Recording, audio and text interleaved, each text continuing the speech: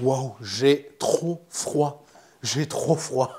Je viens d'aller installer cette caméra à l'extérieur de mon studio et je vais vous en parler aujourd'hui. C'est la Tapo C325WB et on va l'installer en vidéo. On va faire un unboxing que j'ai réalisé il y a quelques jours. Ensuite, je vous referai voir quand j'ai installé cette caméra en extérieur parce que oui, c'est pas juste en mode test 5 minutes. Non, non, je vais vraiment l'utiliser et elle sera dehors. Vous allez voir tous mes travaux pour la mettre à l'extérieur. On va l'installer, la configurer et en toute fin de vidéo, je vous donnerai mon avis sur cette caméra. Moi de mon côté, je vais me réchauffer un petit peu et puis je vous laisse avec l'unboxing que j'ai réalisé il y a quelques jours, c'était là-bas. La Tapo C325WB est une caméra de sécurité extérieure 2K avec vision nocturne couleur. Elle est IP66 pour résister aux intempéries et à la poussière. Elle est équipée d'un objectif à grande ouverture et un grand champ de vision à 127 degrés. Elle intègre en plus, ça j'ai beaucoup aimé, de l'intelligence artificielle et pourra détecter et éventuellement vous alerter suite au passage dans le champ d'une voiture, d'un animal ou même d'un être humain. Elle intègre un emplacement pour un stockage interne en carte micro SD et vous pourrez accéder aux enregistrements par l'application smartphone, Android ou iPhone bien sûr. Moyennant finance, vous pourrez stocker 7 ou 30 jours d'enregistrement en cloud après un essai gratuit de 30 jours. Enfin, elle se connectera à votre réseau soit par un câble Ethernet, soit par Wi-Fi 2,4 GHz. Vous voyez actuellement les deux connectiques, le câble d'alimentation et le câble Ethernet. Dans la boîte, vous retrouverez aussi un kit d'étanchéité pour justement ce câble Ethernet et un kit d'étanchéité pour le câble d'alimentation. Vous trouverez aussi des vis pour fixation murale, un guide d'installation et un guide de montage sur le mur, un câble d'alimentation avec un fil de 3 mètres et parce que je vous aime bien, j'ai aussi ouvert le compartiment sous la caméra pour vous faire voir le bouton reset et l'emplacement d'une éventuelle carte SD. On passe à la fixation de la caméra sur mon mur extérieur, celui juste devant mon studio. Bien les amis, on est samedi matin et je vais installer vraiment cette caméra. Donc là, on a bien la Tapo. Elle est comme ceci, avec son petit câble qui n'est pas encore atteint. J'ai pas encore mis l'isolant. Je crois qu'il est là. Voilà le petit truc en caoutchouc. Voilà que je vais mettre ensuite. Je vais ici rajouter une prise directement sur le tableau avec ce machin que j'ai retrouvé, AEG là. C'est parti, on y va.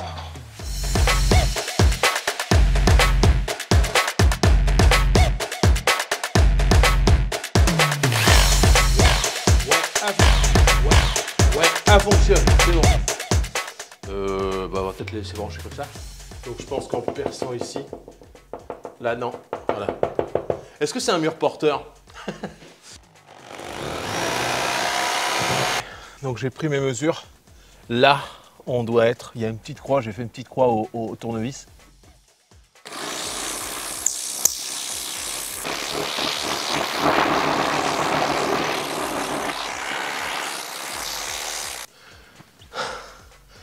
Yes. Alors bien sûr, je ne vois pas le jour. Donc je vais essayer de trouver où est le trou. Voilà. Allez, 6 cloches. Ok.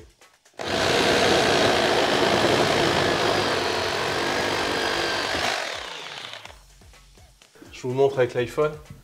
Il est là mon petit truc, il est là. Oh. Je le vois, c'est bon. Ouais, il est carrément sorti là. Un petit bout de scotch. Yes, je suis trop content. Allez, on va aller fixer la caméra dehors. On a juste ce qu'il faut. Je vais pas me mettre complètement collé.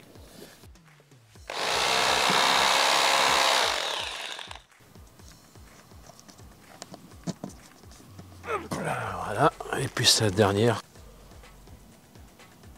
Ok. Oh, qu'est-ce qui pèle. Et je viens mettre ceci ici. Et voilà. Là, l'électricité, on est au niveau électricité, on est bon. C'est trop beau. Bon, ben voilà. Je vous propose de nous retrouver au chaud dans le studio pour aller vraiment démarrer cette caméra. Je vous jure que c'est vrai, je n'ai jamais démarré la caméra, aussi bien elle ne marche pas.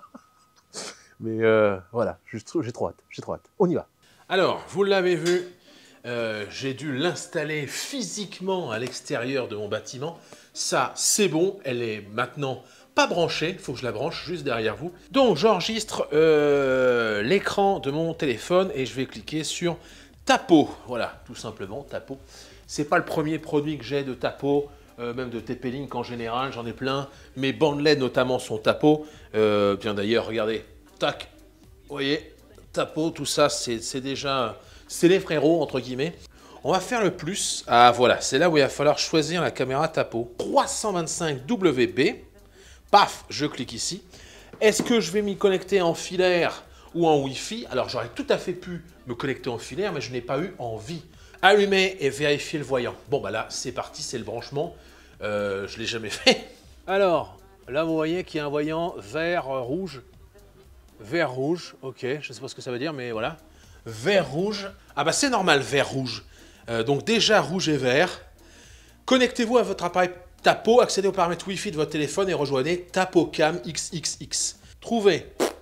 Mais c'est instantané, c'est instantané. De l'autre côté, l'équipement Wi-Fi est ici. Voilà, c'est ce petit machin blanc. Bon bah je pense que ça marche. On nous demande le nom de la caméra. Je vais mettre Tapo et indépendance. Oh bah tiens, voilà, nickel. Suivant, configuration en cours, terminé. Vous avez configuré votre appareil Tapo et il est prêt à l'emploi. Monter au mur, non, ça m'a l'air bien. Je n'ai pas besoin de le monter au mur, je l'ai fait en amont, moi. De classe 10 ou supérieure, de 8 Go à 512. Et ben, je vais en chercher une. Excusez-moi, je vais vraiment chercher une carte.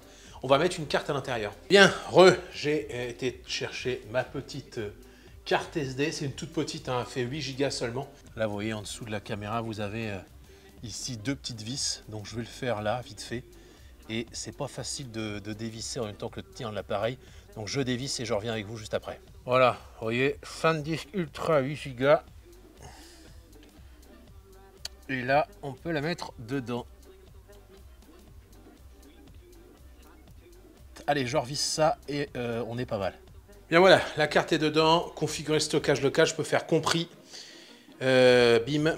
Mise à jour du firmware. Temps de mise à jour 3 à 5 minutes. Compris, mets à jour ton firmware si tu veux. Je suis chaud. Elle est où? Elle est là. Ça a l'air de marcher, parce que là, elle me dit bienvenue dans votre machin et je m'entends.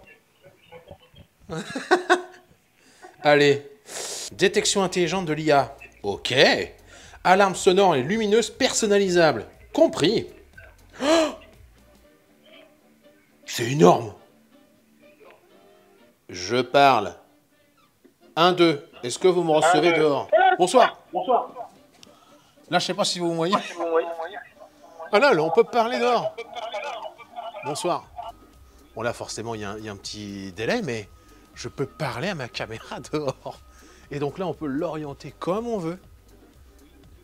Voilà, pour voir un petit peu l'arrivée et tout. Oh là là, c'est pas mal. Hein. Je suis assez content. Ok, bon ça, je les connais parce que j'ai déjà une Tapo. C'est pareil, là on peut lancer un enregistrement. Donc là on lance un enregistrement et si je vais dehors, forcément, ça va me voir à la caméra. Voilà, je suis dehors alors qu'il pèle. J'en ai rien à faire. Oh voilà, c'est bon, je retourne à l'intérieur. Donc au niveau de l'interface de base, on a bien sûr le premier bouton qui est fait pour faire une photo. Tout simplement, si on voit quelque chose, on peut prendre une photo. Ici, quand j'appuie, bah, ça lance l'enregistrement en 2K. On verra cette nuit ce que ça va donner parce que bien sûr, elle est compatible avec le mode nuit. On a aussi le mode où on peut faire un appel vocal. Vous avez le bouton alarme activé et alarme désactivé. Vous avez le mode confidentiel qui est très pratique quand vous savez que vous allez aller dehors, comme moi quand je viens faire mes lives. On a lumière, je ne sais pas ce que ça veut dire. Ah, le spotlight! Alors, j'ai hâte de voir cette nuit. Je peux pas savoir, mais là, vous voyez, il y a des petits spotlights sur le côté. Oh putain, j'avais pas vu ça. Marqué désactivé, marqué sur. Alors, pareil, la traduction, parfois, c'est un peu bizarre. On va mettre le mode alarme activé et on va mettre marqué sur. Et on va tester le mode détection. On va voir si elle me détecte bien. Tac, je pars. Oh putain. C'est trop bon. Waouh, mais lol, je peux même pas bouger. Ah oui, d'accord. Ah oui, d'accord, mais lol, ça détecte que c'est une personne. Ça détecte que c'est une personne. Mais regardez, le truc me suit. Le truc me suit. Et la lumière s'est allumée. Le truc me suit, regardez. Génial. Vraiment, je vous le dis, j'ai trouvé ça génial. Donc là, alarme activée, c'est le fait qu'il y a un petit son qui retentisse et que ça lance instantanément l'enregistrement sur la carte SD et que ça vous envoie une notif sur votre téléphone. Marqué sur, ça va nous permettre d'identifier qu'est-ce qui est en mouvement, qu'est-ce que ça a détecté, où est-ce que ça a détecté un mouvement. Lecture, vous voyez, en fait, tout ce qui s'est passé. Les événements en fait, à quelle heure il y a eu un événement et tout. Regardez dans détection, ça c'est encore une fois, ok, ça y est, détection de personnes, détection de mouvement. Donc là, encore une fois, c'est une sorte d'intelligence artificielle qui va détecter si c'est un être humain ou si c'est un animal, genre un chien. Et la détection des animaux est désactivée, détection des véhicules désactivée. C'est-à-dire que si vous filmez, vous apercevez au bout de la rue une route, avec des voitures, ça ne s'allumera pas. Détection de franchissement de ligne. Donc là, on peut mettre une ligne où, à un moment donné, on va... Oh là là là là, regardez-moi ça si c'est pas génial.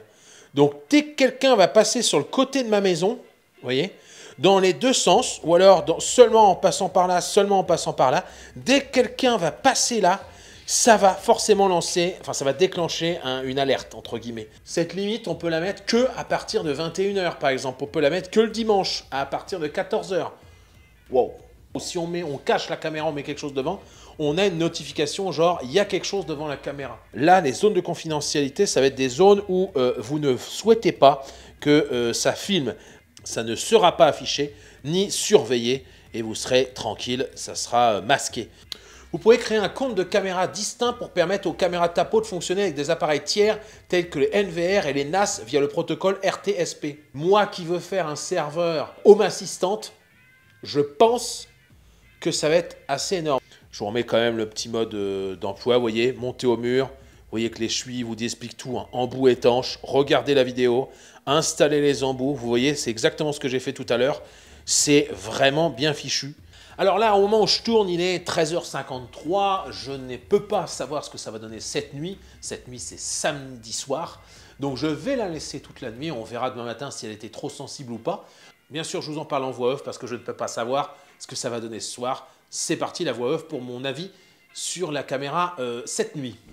Alors, je vais m'auto-rassurer, j'ai été très surpris de la qualité d'image la nuit, franchement, où on voit clairement tout ce qu'on a besoin de voir. C'est plutôt génial. Sans lumière, voici ce que ça donne, et avec lumière, voici la qualité d'image que l'on peut avoir en pleine nuit. Franchement, on y voit très bien. C'est franchement largement suffisant. Je vous rappelle, c'est de la 2K. La nuit, c'est du très bon pour cette caméra Tapo.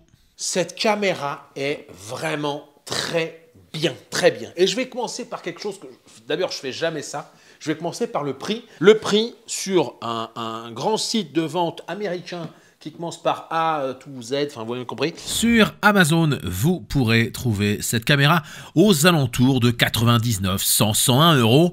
Mais quoi qu'il arrive, ça reste pas cher et ça reste un très bon rapport qualité-prix par rapport à ce matériel. Ça, c'est le premier bon point. On continue. Vous avez les gros points forts de la 2K. Vous voyez là les images de la caméra en 2K, sachant que ma vidéo sur YouTube est en 4K et que la plupart des vidéos qu'on voit sur YouTube sont en 1080p, c'est largement suffisant. Gros point fort aussi, vous l'avez vu, la détection de mouvement, où on détecte de manière, avec de l'intelligence artificielle, qu'est-ce que c'est? Est-ce que c'est un chien, une voiture ou un être humain? Moi, le petit carré, vous l'avez vu sur mon iPhone, il n'arrêtait pas de me suivre, il était nickel. J'ai bien aimé aussi le fait qu'on puisse se connecter soit en filaire, soit en Wi-Fi. Le Wi-Fi, c'est très pratique, entre guillemets, pour moi. Pareil, il y a un petit avantage que je ne peux pas savoir si c'est un avantage. Les deux petites lumières qui s'allument, on verra cette nuit. Et je vous dis tout de suite en montage, est-ce que c'est une bonne idée ou pas? Est-ce que c'est une bonne chose? Alors oui, c'est une très bonne chose. Regardez, là c'est ce que je filme avec mon iPhone, avec la lumière de l'iPhone, plus les petites lumières de la caméra. Et là, c'est ce qu'a filmé la caméra. Enfin, je veux dire, à un moment donné. Ah, j'ai encore oublié un gros point positif. Marche avec Google Home, marche avec Alexa. Dernière info, le Wi-Fi doit être absolument 2,4 GHz et ça ne marchera pas en 5 GHz. Voilà, je pense vous avoir tout dit sur cette caméra.